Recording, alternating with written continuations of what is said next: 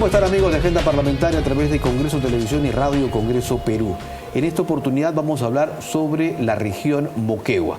Para ello nos encontramos con el congresista Vicente Ceballos, representante por esa zona del país. Congresista, bienvenido a Agenda Parlamentaria. Buenas tardes y muy amable por la oportunidad de compartir democráticamente algunos criterios sobre lo que está aconteciendo en el trabajo parlamentario. Bueno, casi 5 años de labor que está por cumplirse. Usted va a continuar todavía un periodo más, ha sido reelecto en los últimos comicios. Si tenemos que hacer un balance, ¿cómo se ha trabajado en favor de Moquegua? Tenemos aquí 2 representantes. Sí, creo que ha sido un trabajo bastante importante. Primero, cuesta mucho compenetrarse con un escenario de cobertura nacional. Lo segundo, quizás viniendo de la región con menor densidad electoral, un poquito ganarse un espacio también cuesta construirlo y ganarlo. Sin embargo, creo que con trabajo serio, responsable, se ha logrado ese objetivo. Hemos tenido la virtud, por la venia del Parlamento, de presidir comisiones importantes, la Comisión de Fiscalización, hemos estado viendo la Comisión Investigadora del caso Orellana y distintas participaciones, especialmente en materia educativa, ¿no? Y es quizás en la comisión especializada donde hemos tenido una mayor preocupación, obviamente en el tema universitario. Claro, en ese aspecto yo quería incidir mucho porque usted es uno de los principales defensores de la ley universitaria, pero esto viene a propósito también de los logros que ha tenido Moquegua como región en lo que significa la mejora tanto de la comprensión lectora como del razonamiento matemático. Sí, a pesar de que este último año hemos bajado, porque en los últimos 4 años hemos ocupado los primeros lugares. Sin embargo, esto en absoluto desmerece todo el esfuerzo que han hecho docentes, estudiantes y sobre todo la plana administrativa, que han coayudado y han conjuncionado criterios para que Moquegua esté en la palestra de la educación nacional y que obviamente también está permitiendo que el expresidente regional participe en un escenario nacional, en una segunda vicepresidencia por el Perú. Pero ahora, no solamente pues tenemos que abocarnos a la educación en el tema de la educación básica regular, sino también desde el Parlamento impulsamos lo que es una auténtica reforma en el sistema universitario y contamos con una ley universitaria. ¿Cuántas universidades tiene Moquegua del Estado? Una universidad, la Universidad Nacional de Moquegua, y una universidad privada que es la Universidad José Carlos Mariátegui. ¿Y cómo avanza? ¿Cómo, digamos, ha ido creciendo, no solo, digamos, en infraestructura, sino en calidad académica? Quizás ahí esté la circunstancia límite, ¿no? Por virtud de la ley de canon y regalías mineras, ellos participan hasta el 5% en la distribución de estos recursos. Es la universidad quizás con menor infraestructura, pero con importantes recursos, cerca de 150 millones en las cuentas bancarias. Y esto generaba algún tipo de polémica y contradicción. Y era el tema de que en paralelo no marchaba en los tiempos suficientes lo que es la consolidación vía la institucionalización de la Universidad Nacional de Moquegua, ¿no? Y en tanto se avanzaba, se pasó de una comisión de gobierno a de una comisión organizadora a una comisión de gobierno, se dio la nueva ley universitaria. Prácticamente suspendió todo el proceso. Si antes existía CONAFU, a la cual estaba sometida la UNAM, y luego la ANR, a la cual está sometida las universidades institucionalizadas, hoy pasamos a lo que es SUNEDU y a lo que es el Ministerio de Educación. Entonces, el proceso está en una etapa de transición y arribamos la esperanza de que en el más corto plazo esta pueda regularizarse y la UNAM, teniendo los recursos económicos suficientes, que en muchos casos son muy carentes, puede ayudar a una mejor consolidación, sobre todo en mejor infraestructura, en mejora la calidad de los docentes, con mejores remuneraciones obviamente, que se profundice y acelere la investigación y obviamente se tengan los óptimos profesionales que requiere la región y el Perú. Hay buenas perspectivas en materia de educación entonces. ¿Cómo vamos en salud y en temas sociales en su región? Se ha avanzado, creo que se ha dado un paso importante, especialmente en estos 2 últimos años, porque también con participación directa de presupuesto del Poder Ejecutivo, Moquegua se viene construyendo lo que es un hospital regional.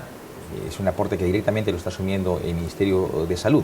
En paralelo también se está trabajando en la construcción de 2 hospitales, uno para la provincia de Hilo y otro para la provincia de Mariscal Nieto, por parte de Salud. Se encuentran ya en la etapa de levantamiento de los perfiles técnicos, que es la norma mínima que satisfacer, y en consecuencia ya Moquegua contaría desde ese ángulo en lo que es una infraestructura mínima esencial en el tema de salud. También en paralelo... ¿Podría satisfacer, digamos, las necesidades de los moqueguanos?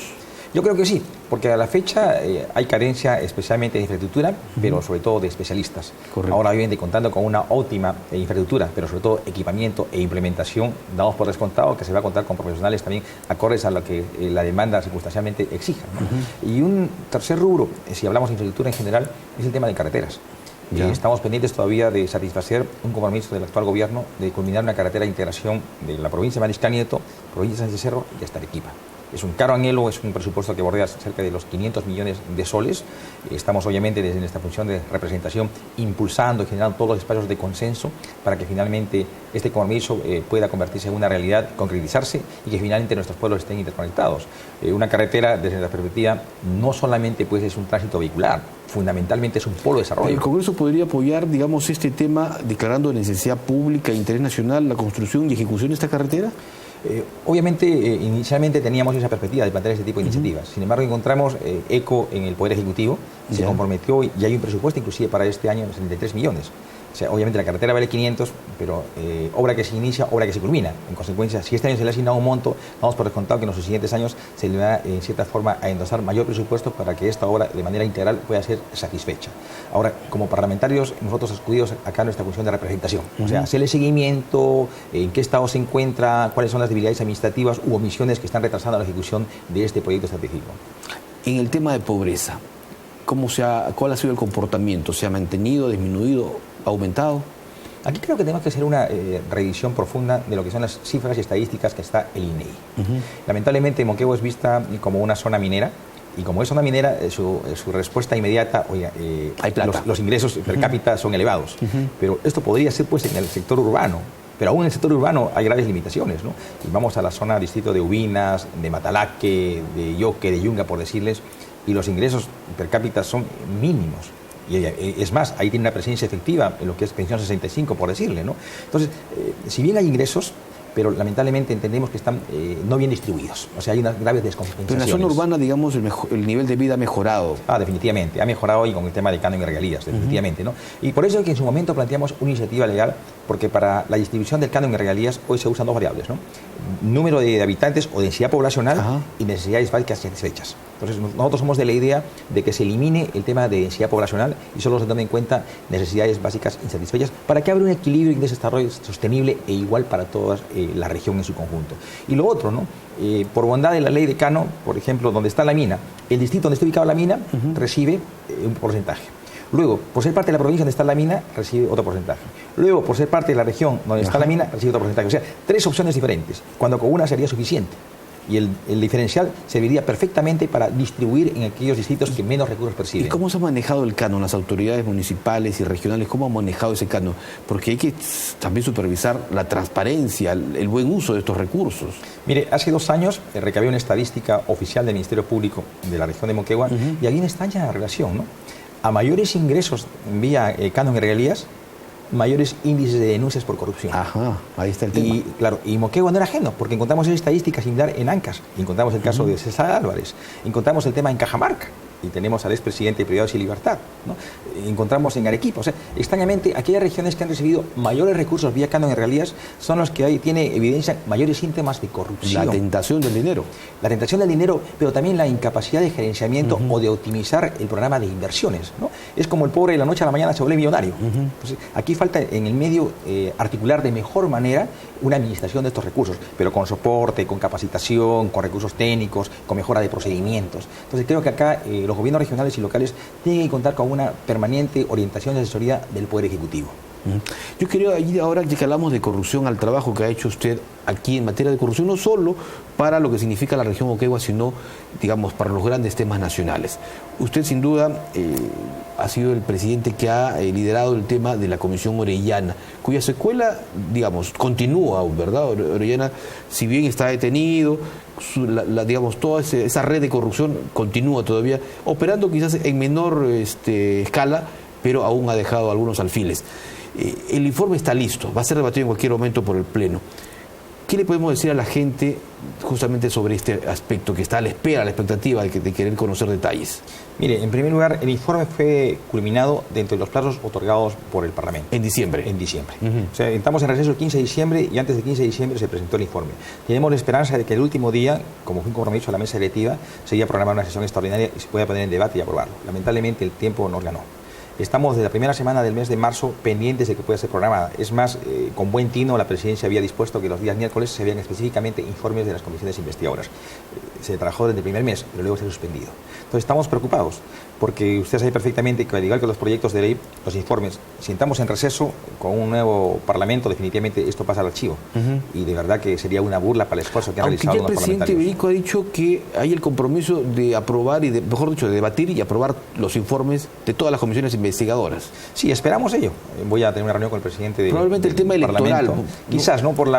Pero fíjese, el 5 de junio son las elecciones. Del 5 al 15, que entramos en receso, queda poco tiempo. Y no solamente el informe Orellana, sino hay varios informes pendientes de la Comisión de Fiscalización. Pero el tema de su pregunta principal, ¿no?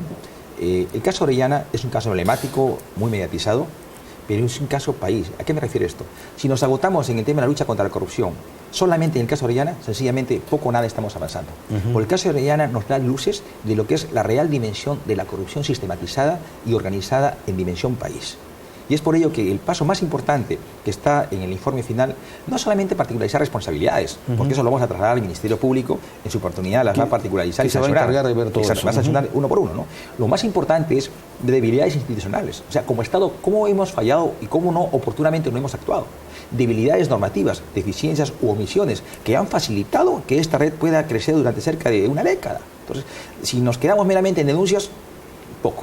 Lo agresivo, responsable y prudente es que este Parlamento particularice fallas del sistema institucional, fallas de las normas, corregirlas y estas correcciones o rectificaciones que tenemos que dar como Parlamento en el futuro tengan secuela en el sentido de que imposibiliten que nuevos Orellana en el paralelo estén surgiendo. ¿Cuáles son las principales debilidades justamente para luchar contra la corrupción que ha logrado usted detectar? Por ejemplo, debilidades en el sistema de arbitrajes.